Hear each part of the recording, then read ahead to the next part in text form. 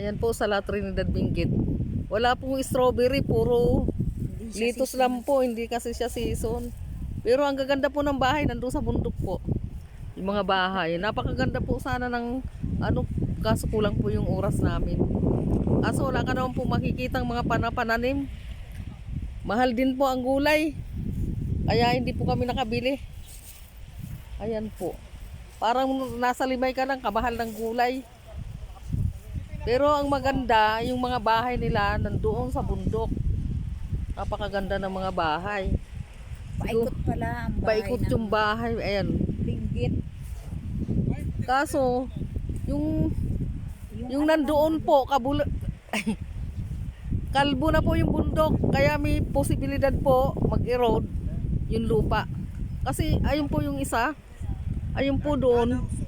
Ayun o, tatayuan na naman din yan. Ayan po doon. Kalbo na po yung bundok. Wala na po siya mga wala na po siya mga puno. Ayan po. Hindi kagaya po dito sa kabila. Ayan, andyan pa po yung mga puno. Yun.